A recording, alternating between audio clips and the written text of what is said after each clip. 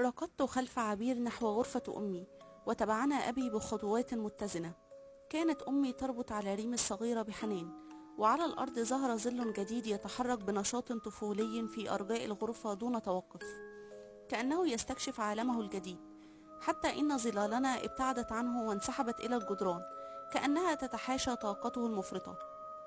كانت هذه المرة الأولى التي أشهد فيها ميلاد جني حارس، ففي واحتنا يسود عرف غير مكتوب يمنع أي شخص من رؤية الجني الحارس في يومه الأول إلا إذا كان من أفراد الأسرة المباشرين. حتى القابلة حالما انتهت دورها غادرت لتتركنا نستقبل تلك اللحظة بخصوصية.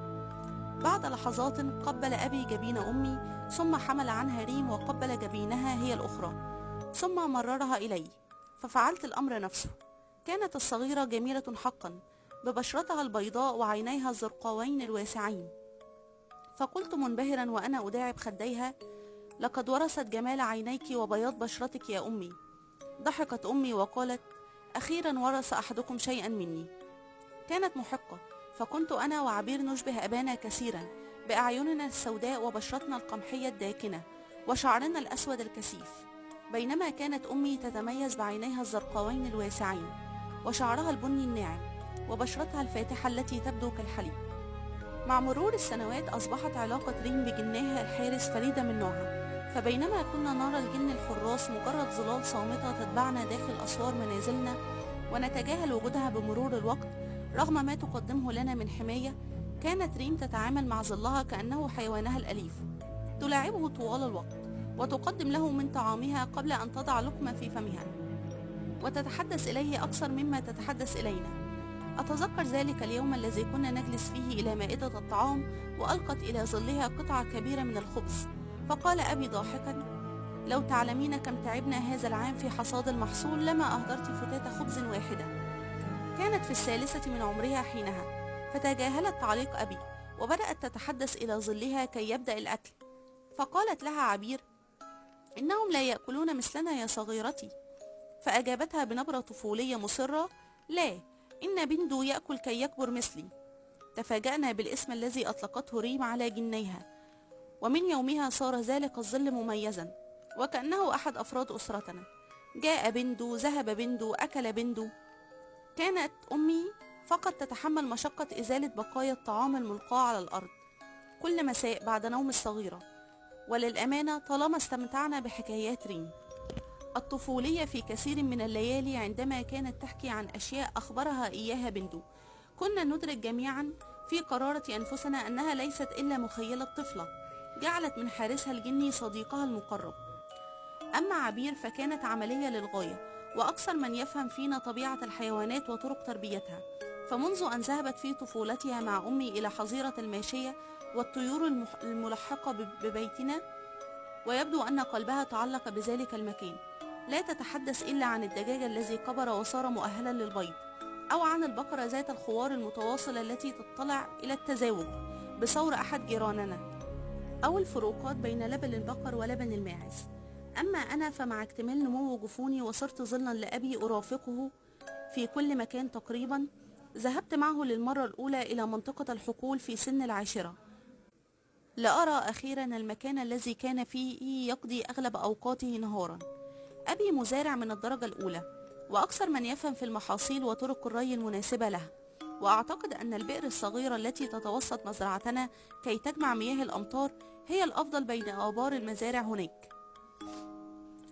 في تلك الزيارة كلفني بمراقبة البقرة التي تدير ذراع الرافعة حول البئر كي ترفع الماء إلى قنوات الري.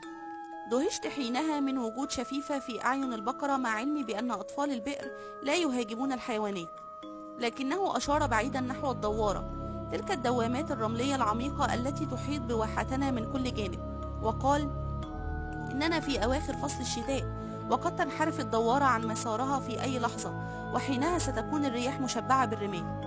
ثم جلس على الأرض ورسم مربعا صغيرا على الرمال أمامي تحيط به دائرة كبيرة، وقال: هذا المربع يمثل واحتنا، وهذه الدائرة تمثل الدوارة. من حسن الحظ أنها لا تنحرف عن مسارها إلا أياما قليلة في السنة، وإلا دمرت محاصيلنا ومتنا جوعا مع عدم قدرتنا على عبور دواماتها. وقتها تركت كل شيء وجلست أحدق نحو تلك الدوامات البعيدة التي ترتفع رمالها إلى عنان السماء وتجعل من واحتنا سجنا لا مفر منه. قبل أن يخرج أبي زجاجة المرطب العشبي من جيبه ويغمس إصبعه فيها ويضع على عينيه طبقة من ذلك المعجون الساحر الذي تصنعه أمي ببراعة وتبيعه لأهل الواحة. كانت أمي آخر الضيوف الذين سمحت لهم حظيرة القبور بالقدوم إلى الواحة قبل 20 عاما، وأدركت أنها لن تستطيع المغادرة، فتأقلمت وبحثت عن شيء تنجو به في ذلك المكان، وبطريقة غير مسبوقة استطاعت صناعة معجون مرطب للعين من أعشاب برية تنمو بالقرب من الحقول ليجعلها لاحقا من أثرياء الواحة. قال أبي بعدما وضع طبقة من المعجون لعينيه هو الآخر: قبل قدوم أمك إلى الواحة كان أقصى ما تتحمله أعيننا دون ترطيب 2 ساعات، بعدها يشتد جفافها وتصبح عرضة للتقرح، وإذا لم نعد إلى بيوتنا في الحال من أجل تحرير جفوننا من الصمغ فالعمى مصيرنا لا محالة، خاصة أن الأقمشة المبللة بالماء التي نرطب بها أعين الأطفال لا نستطيع استخدامها في الخارج مع أثرها العكسي بتليين الصمغ.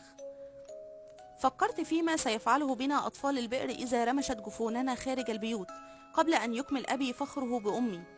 بفضل مرتب أمك استطعنا البقاء في الحقول لنهار كامل، كل ما عليك فعله هو التأكد أن زجاجتك في جيبك، وحالما تشعر بجفاف عينيك تستريح قليلا وتغطي عينيك بطبقة منه، ثم تكمل عملك في الحقل مرة أخرى بعدما تمتصه عينيك. لقد كانت أمك سببا رئيسيا في زيادة إنتاج المحاصيل وتحقيق اكتفاء ذاتي من الطعام في هذه الواحة. في عام 13 قادني أبي للمرة الأولى إلى غرفة الاتصال، وهي غرفة صغيرة ذات باب عتيق تقع في قبو بيتنا العميق تحت الأرض.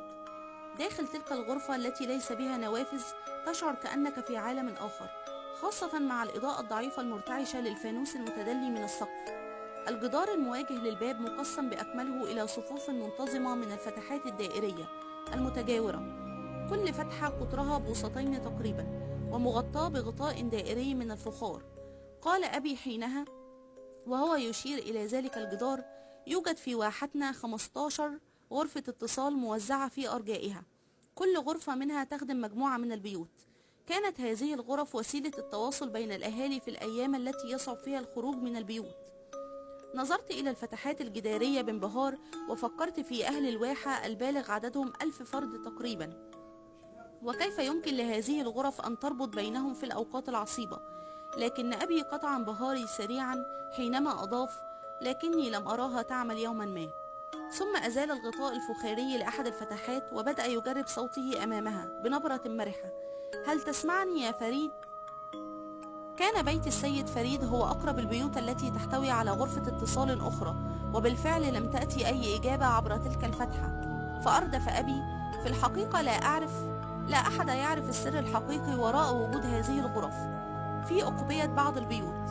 الاعتقاد الشائع أنها كانت وسيلة اتصال كما قلت لك، لكن هناك أساطير تقول إنها بوابة للتواصل مع الموتى، وهناك أساطير أخرى تقول إن هذه الفتحات تستمع إلى أحاديث الناس هنا وتكون وجدان ضيوف الواحة قبل قدومهم إليها. وأضاف باسما: وإن أنكرت أمك ذلك الأمر. ثم تركني وغادر، فبقيت في تلك الغرفة أنظر إلى الفتحات الجدارية وأفتح بعض أغطياتها وأغلقها مرة أخرى، ومن وقتها وتعلق قلبي بتلك الغرفة. فمن الرائع أن تجد مكانا تبوح فيه بكل ما يدور في داخلك وأنت تعلم أنه لن يسمعك أحد. لذلك اخترت إحدى الفتحات وكنت أتوجه إليها بصورة شبه يومية في المساء، وأفتح غطاءها وأبوح لها بأي شيء يدور في بالي بشأني أو بشأن أسرتي، وخاصة أبي الذي كان قلقه يزداد يوما بعد يوم مع تمدد شق سور بيتنا بصورة ملحوظة. في منتصف عام 15 اجتاح الرعب واحتنا إذ انهار فجأة سور أحد البيوت ليلا، ونهضنا جميعا لنجد أشلاء سكانه ال5 متناثرة في كل مكان بالخارج. وفي خلال 6 شهور أخرى انهارت أسوار 13 بيتا آخر، والتهم أطفال البئر أصحابها. ومع الشقوق المنتشرة بكل أسوار بيوت الواحة أدرك الجميع أن هلاكهم مسألة وقت لا أكثر. حاول أبي ترميم شق سورنا مرارا في ذلك العام، لكن فشلت كل محاولاته، وكان الشق يزداد أكثر وأكثر، لنصبح مثل غيرنا في انتظار هزة أرضية خفيفة تطيح بالسور ونقوشه أرضا، وحينها سنمسي جميعا من الماضي. أتذكر الصمت الذي ساد وجوهنا ونحن نجلس إلى طاولة الطعام خلال ذلك النهار الذي سقط فيه سور بيت جارنا العم لبيب، ومزق هو وزوجتي وبناتها أمام أعيننا دون أن نستطيع فعل شيء، حتى قطعت أمي الصمت الطويل وقالت لأبي: ربما ندعم السور بأخشاب إضافية تساعده على الصمود. هز رأسه في غير اقتناع وقال: لم تنجح الأخشاب في منع سقوط أسوار البيوت التي انهارت، إنه قدر محتوم. وأخرج زفيره ثم قال: لقد طلب حكيم الواحة أن يجتمع ممثلو الأسر في الحصن السداسي يوم الجمعة القادم من أجل البحث عن حل يؤجل موتنا الجماعي. ثم نظر نحوي وتابع: ستكون قد بلغت عامك 16 يا يوسف، ستأتي معي إلى هذا الاجتماع. أومأت برأسي موافقا في صمت دون أن أدرك ما كان ينتظرني في ذلك الاجتماع.